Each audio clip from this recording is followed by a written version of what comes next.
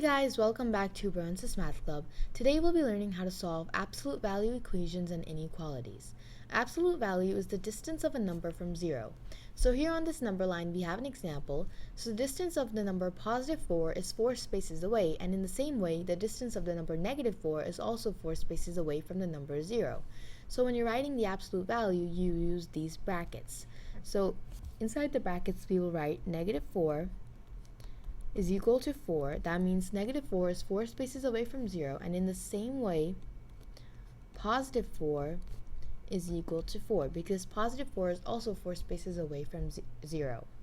So an equation is a mathematical phrase that indicates two values are equal, and on the other hand an inequality is a mathematical phrase indicating that two values are not equal. So today we'll be solving examples of absolute value equations and inequalities. So let's get started. Here we have two examples of absolute value equations. The first one is x plus 13 is equal to 26. So when you're solving an absolute value equation, you need to write it out two ways. The first way is going to be x plus 13, which is what's inside the absolute value brackets, is equal to 26. So we keep that number as it is, which is positive 26. And the second way, we're going to keep the x plus 13, but instead of writing positive 26, we're going to write negative 26. So we're flipping whether the number is positive or negative, okay? Now we need to solve both ways. So x plus 13, we have to do minus 13 because we're doing inverse operations. And we get x is equal to 13. And on this side, we get x is equal to negative 39.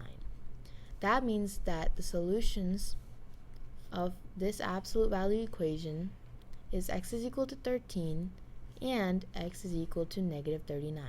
We could also just simply write this as x is equal to 13 comma negative 39 if you just want to write it all together.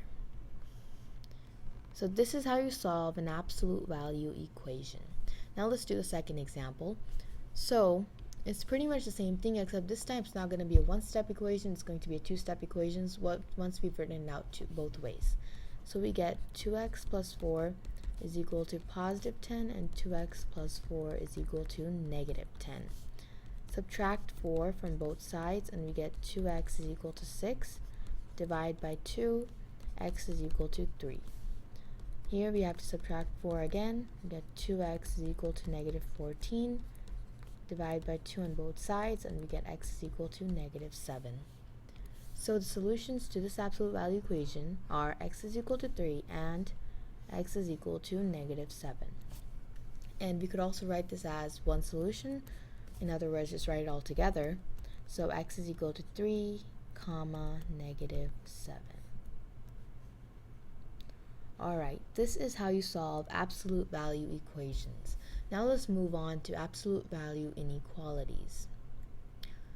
So today I'm just going to be doing one example of an absolute value inequality, but I'll explain both ways.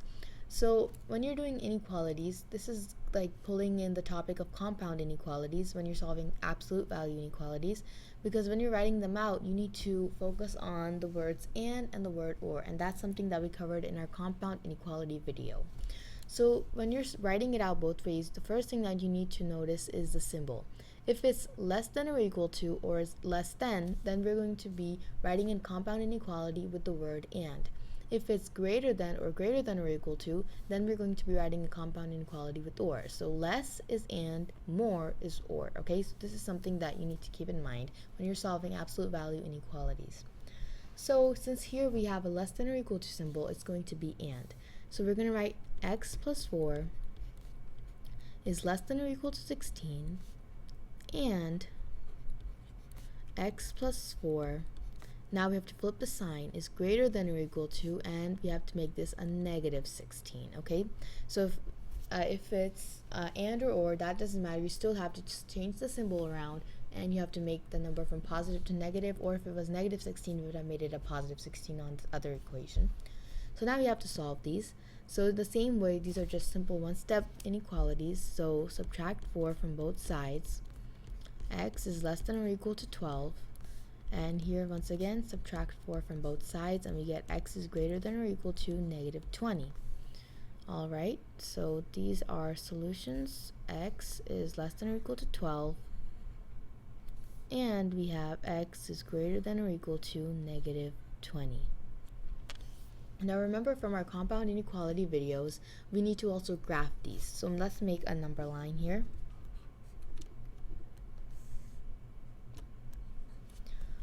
So since these are numbers that are really far apart, so 12 and negative 20, we don't necessarily need to fill in the whole number line starting from like negative 20 all the way down to 12 and everything.